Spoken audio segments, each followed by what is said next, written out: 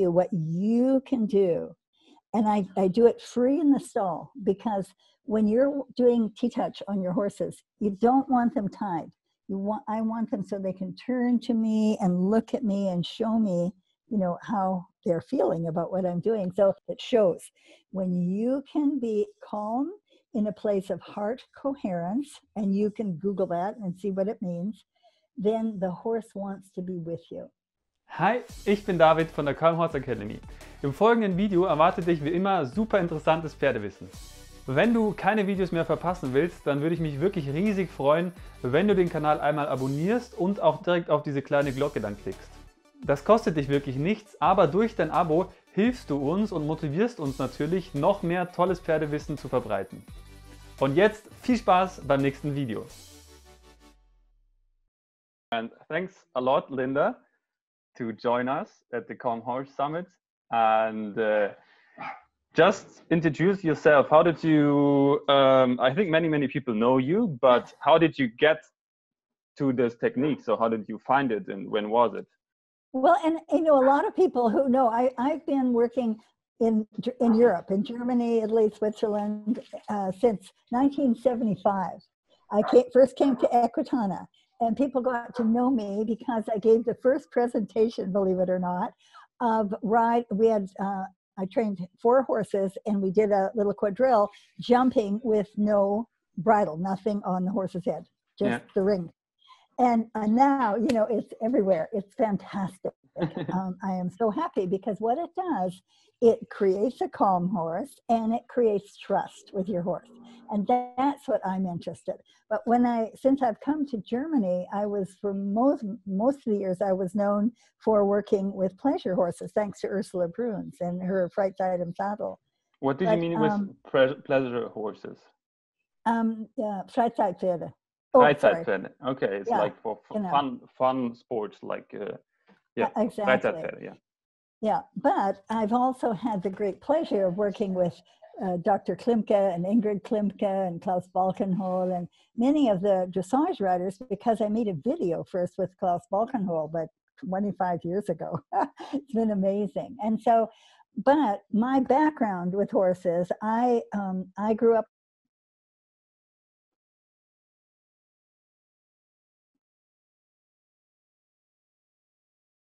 time I was 9 until I was married, and did a lot of showing and jumping and eventing, and that's what I did.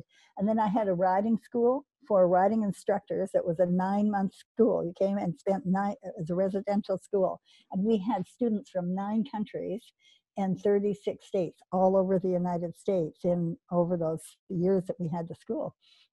And then I started coming to Germany thanks to an invitation from Ursula Bruns, and started showing what I did with horses. And it was a different way of being with horses, just developing a relationship with them. And then it took over the years. I did the Feldenkrais training in 1975 to 1978, and I brought that into the work that we've been doing with sport horses. Then I brought it into the field of Freizeitpferde. Okay, so it's pretty long ago. Yeah, it started then. It's a long ago. I mean, I've been at Equitana since 1975, and I'll be there the next time. How was the time there? Like right now, I see a lot of change. Like more and more people quit sports and do more. You said pleasure horses, and they just are more connected to the horses and look for different ways to work with the horses and everything. But what was it back then? Like, did you have to defend yourself what you're doing there, or was it just immediately recognized and everybody said like, wow, that's new, that's cool? Well, no, you know, I've never had to defend myself because I was fortunate to have a lifelong experience with horses, and Ursula Bruns took me under her wing, and also Wolf Kober, who is the founder of Equitana, took me under his wing. And so I was presented at Equitana. I was a feature presentation.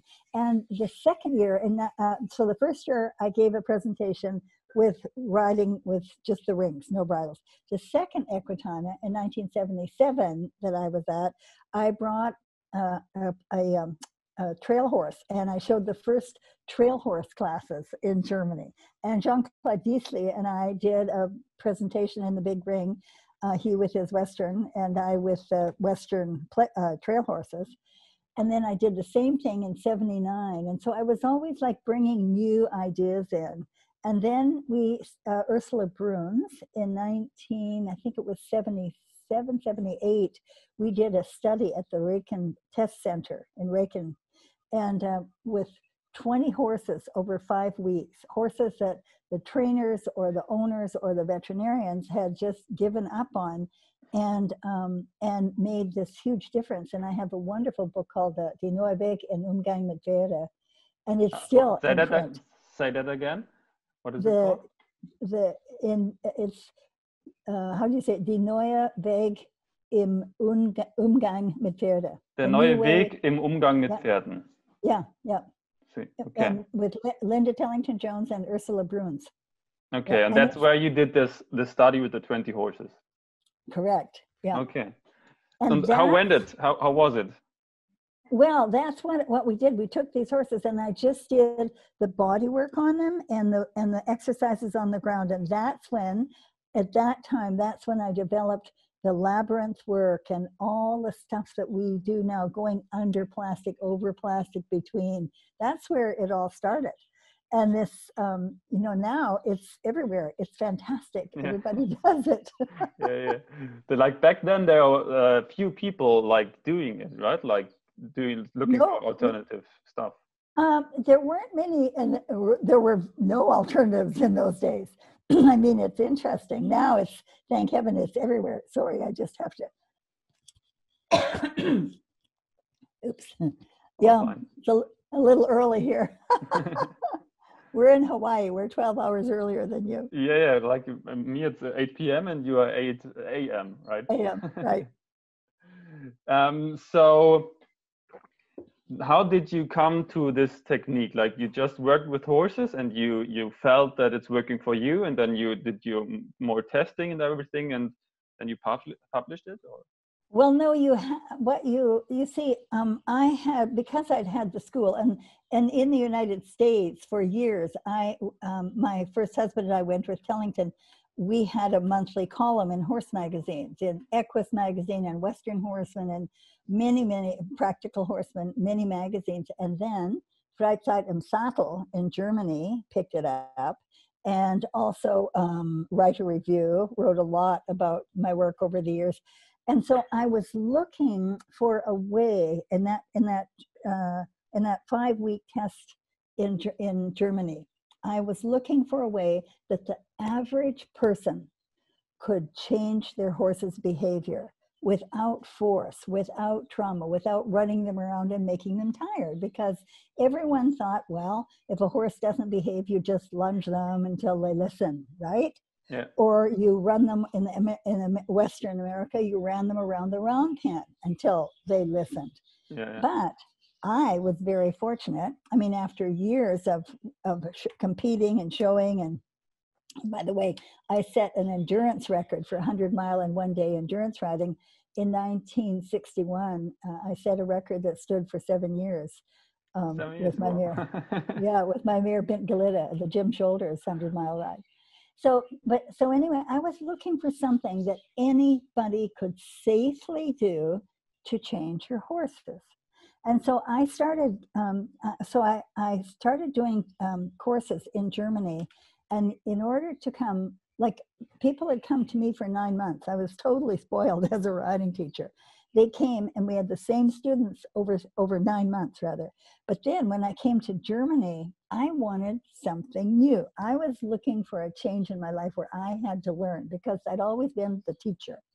And so the first thing, in my first weekend clinic, David, I was told I didn't need a dolmetscher because every German speaks English, is what they told me. So I get there and nobody was willing to speak one word. So I wrote down 10 German words and I just started speaking German. And jetzt I speak I only teach in German, but my German isn't good enough for this if you don't know me.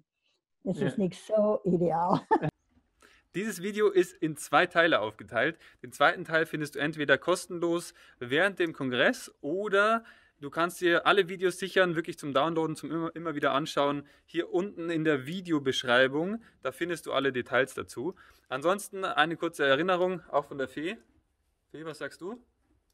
Genau, bitte YouTube-Kanal einmal abonnieren. Das kostet dich nichts, das hilft uns aber wirklich, noch mehr Wissen zu verbreiten. Und ich freue mich, wenn du hier gleich auf Abonnieren und dann auch auf die Glocke klickst. Bis dann.